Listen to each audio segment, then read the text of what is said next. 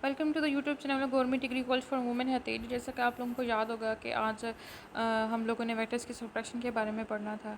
ठीक है, तो आज हम डायरेक्ट अपना लेक्चर स्टार्ट करते हैं। सब्ट्रैक्शन का क्या मतलब? अच्छा, जो हमारे पास सब्ट्रैक्शन होती है असल में वो एक एडिशन ही होती है। ठीक है, यानी कि मतलब क्या होता है, उसको हम नाम और दे देते हैं कि उसमें भी सब्ट्रैक्शन में भी, जैसे हमारे पास 2 - 3 आ रहा हो, असल में क्या होता है, हम 2 में -3 ऐड कर रहे होते हैं। ठीक है, यानी कि -3 एक नेगेटिव नंबर है और 2 उसमें ऐड कर रहे हैं, तो वो सब्ट्रैक्शन उसको नाम दे देते हैं एक नया। ठीक है, एडिशन भी क्या होता है, वेक्टर्स के एडिशन में बिल्कुल ऐसे ही होता है कि हमारे पास a+b अगर क्या हो रहे हो, ऐड हो रहे हो।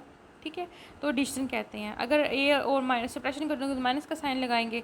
ठीक है, उसमें असल होता क्या है कि ए में आप क्या ऐड कर रहे होते हैं, -b वेक्टर, यानी कि ए वेक्टर में फिर आप नेगेटिव ऑफ दूसरे का वेक्टर का, अगर दूसरे वेक्टर को सब्ट्रैक्ट करने का क्या मतलब होता है कि ए वेक्टर में आप negative of the second vector को क्या कर रहे होते हैं, ऐड कर रहे होते हैं। जैसे यानी कि नेगेटिव बी को क्या कर रहे होते हैं, ऐड कर रहे होते हैं। तो जैसे हमने पहले रिजल्ट निकाला था, आप लोग को याद होगा कि हेड टू टेल रूल लगा के, उसको हेड टू टेल रूल बोलते हैं कि आपने फर्स्ट वाले के हेड पे सेकंड वाले की टेल रखी तो हेड टू टेल रूल, और फिर फर्स्ट वाले की टेल से सेकंड वाले के हेड तक ज्वाइन कर दिया तो वो क्या बन गया, रिजल्टेंट बन गया। ठीक है, तो आज हमने उसी को देखना है कि अगर सब्ट्रैक्शन हो तो वो रिजल्टेंट कैसे निकलता है।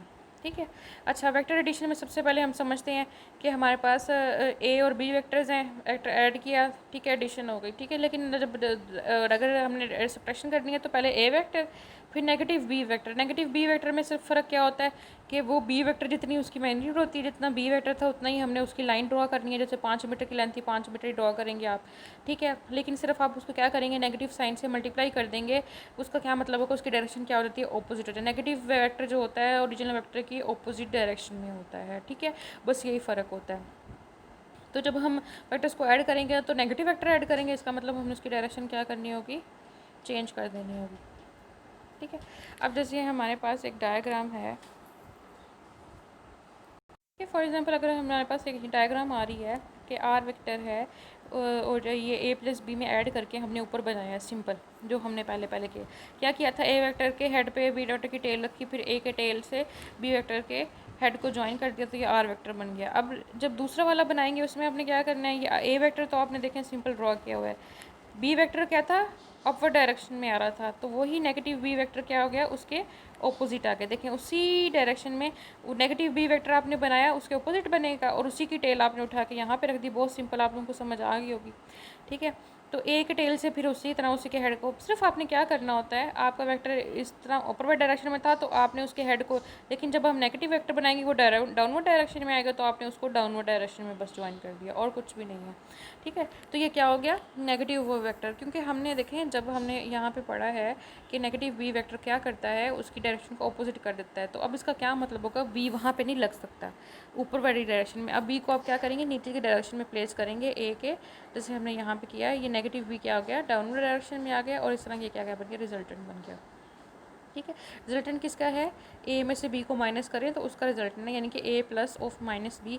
ठीक है, उसके बाद हम पढ़ते हैं multiplication of a vector by a scalar. अगर हमने किसी भी वेक्टर को क्या करना हो, किसी स्केलर से मल्टीप्लाई करना हो, स्केलर क्वांटिटी जैसे 5 आता है, 6 आता है, 1/2 आ रहा है, 1/3 कुछ भी हो सकता है, रेसिप्रोकल में भी आ सकता है। जैसे हम यहाँ पे 5 को स्केलर ले रहे हैं, ए वेक्टर मैंने लिया 3i + 2j। तो अच्छा, इसमें क्या करते हैं, आपने 5a करना है तो 5 × a, 5 × a की वैल्यू लिखी। आपने क्या करना है, हर कंपोनेंट के साथ अलग अलग मल्टीप्लाई कर देना है। 5 को 3 के साथ अलग, 2 के साथ अलग, इसी तरह 5 को 3 के अगर जी कंपोनेंट है तो उसके साथ भी मल्टीप्लाई कर देते। 3 के साथ किया तो 15 आ गया, और 2 के साथ किया तो हमारे पास क्या आ गया, 10 आ गया। ठीक है, तो ये हमारे पास क्या बन गया है, multiplication of a vector by a scalar. Multiply करते हैं किसी वेक्टर को जब स्केलर से तो हमारे पास कैसे आता है। ठीक है, तो अगर ये ए था तो 5a करने के बाद क्या मकसद है, अगर हम इसको ज्योमेट्रिकली रिप्रेजेंट करें तो उसके देखें 5 वेक्टर मिलाएं, यानी कि अगर ये 1 मीटर की लेंथ थी फॉर एग्जांपल ए की, तो हमने यहाँ पे जब 5a निकाला तो उसकी 5 मीटर लेंथ होगी, होगी 5 × 1 5, तो ये हमारे पास 5 आ जाएगा। तो ये 5 मीटर का फॉर एग्जांपल मैंने वेक्टर ड्रॉ कर दिया, तो 5a, यानी कि क्या करता है, डायरेक्शन पे कोई इफेक्ट नहीं होता। अगर एक आप पॉजिटिव नंबर से मल्टीप्लाई करें, अगर जो स्केलर मल्टीप्लाई कर रहे हैं क्या है, एक पॉजिटिव नंबर है, अगर आप एक नेगेटिव नंबर जैसे -5 से मल्टीप्लाई करते हो तो उसके साथ इसकी डायरेक्शन भी, अगर ये अपवर्ड डायरेक्शन में तो ये डाउनवर्ड डायरेक्शन में हो जाएगा, अगर ये फॉरवर्ड है तो ये बैकवर्ड डायरेक्शन में हो जाएगा। ठीक है, तो यानी कि अगर एक्सेस के लॉन्ग आ रहा होता तो हम नेगेटिव एक्सेस के लॉन्ग, वाई एक्सेस के लॉन्ग आ रहा होता तो नेगेटिव वाई एक्सेस के लॉन्ग। ठीक है, तो इस तरह उसकी डायरेक्शन क्या हो जाती है, ऑपोजिट हो जाती है अगर नेगेटिव नंबर। अगर पॉजिटिव नंबर से मल्टीप्लाई करें तो सिर्फ मैग्नीट्यूड पे इफेक्ट होता है, मैग्नीट्यूड चेंज होती है, डायरेक्शन नहीं होती। लेकिन अगर नेगेटिव नंबर से मल्टीप्लाई करें तो मैग्नीट्यूड जो होती है वो भी चेंज होती है और डायरेक्शन भी क्या हो जाती है, चेंज हो जाती है। तो ये छोटा सा था। ठीक है, इसके बाद हमारे पास magnitude of a vector, vector की मैग्नीट्यूड हम निकालते कैसे हैं। ठीक है, मैग्नीट्यूड ऑफ अ वेक्टर निकालने के लिए आपको पता है वेक्टर को रिप्रेजेंट करने का तरीका क्या होता है, A vector is equal to A X I plus A Y जे।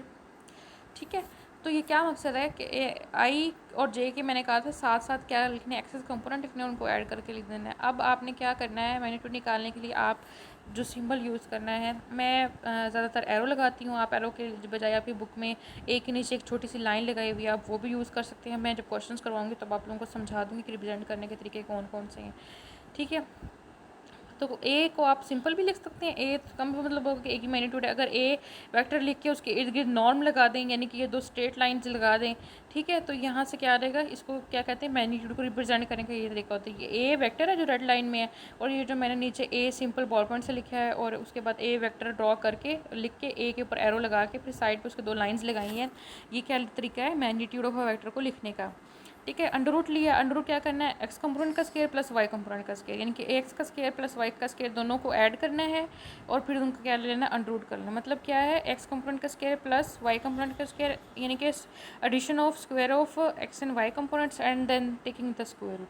तब आपने दोनों को उसके बाद क्या कर देते हैं ना, दोनों का स्क्वायर रूट ले लेना। उसके बाद से अब ए है हमारे पास, ए X I plus A Y J plus ए जी के तीन कंपोनेंट आ रहे हैं, तो आपने तीनों का अलग अलग स्केयर ले रहे हैं और तीनों को ऐड करना। जितने भी कंपोनेंट होगा आपके पास 10 हों आपके पास, इनकी बड़ी स्पेस, अभी तो हम स्पेस पढ़ रहे हैं, इससे आगे अगर हमारे पास और भी एक चीज़ हो तो हम क्या करते हैं, सबका भी ऐसे कि जितने भी कंपोनेंट होंगे सब कंपोनेंट्स का स्केयर लेना है, उनको ऐड करना है और फिर उनका अंडर रूट। अब तीन अगर कंपोनेंट आएंगे तो हमने तीनों का कर लेना है। पहले वाला जो है प्लेन का है, दूसरे वाला वेक्टर क्या है किसी स्पेस में आ रहा हो, तो उसके लिए उसका फार्मूला।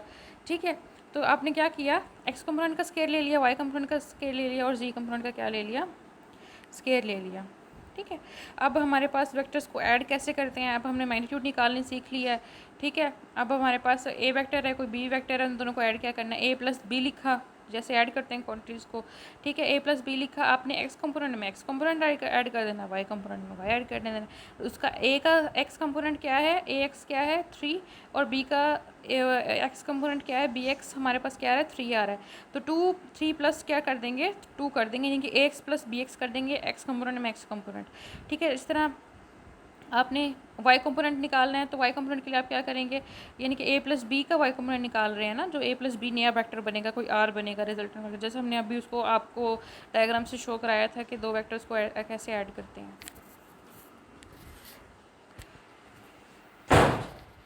ठीक है, तो इसमें आपने क्या करना है, 2+4, यानी कि ए का वाई कंपोनेंट ए वाई और बी का वाई कंपोनेंट बी वाई, उन दोनों को क्या कर देना, ऐड कर देना। तो 2+4 हमारे पास क्या हो जाएगा, वाई कंपोनेंट किसका हो जाएगा, जो रिजल्टेंट बन रहा है उसका। ठीक है, 3+2 आपके पास क्या आ गया, 5 आई आ गया, आई कंपोनेंट। ठीक है, यानी आई मतलब एक्स कंपोनेंट, और 4+2 हमारे पास क्या आ गया, 6 आ गया, यानी कि क्या आ गया, वाई कंपोनेंट आ गया। तो ये वेक्टर्स को हम इस तरीके से ऐड करते हैं। ठीक है, तो वेक्टर एडिशन भी होगी उसके बाद। इसके बाद जो नेक्स्ट लेक्चर होगा उसमें हम क्या करेंगे, एक्सरसाइज स्टार्ट करेंगे। ठीक है, हाँ, तब तक के लिए आप लोग ये डेफिनेशंस को अच्छी तरह क्लियर करें। ठीक है, जो समझ नहीं आता वो आप लोग मुझसे पूछ भी सकते हैं। ठीक है, नेक्स्ट हम एक्सरसाइज से हमारा लेक्चर स्टार्ट होगा, उसमें हम मैग्नीट्यूड भी निकालना सीखेंगे, यूनिट वेक्टर भी निकालना सीखेंगे, सारा कुछ सीखेंगे। ठीक है, तब तक के लिए खुदा हाफिज़।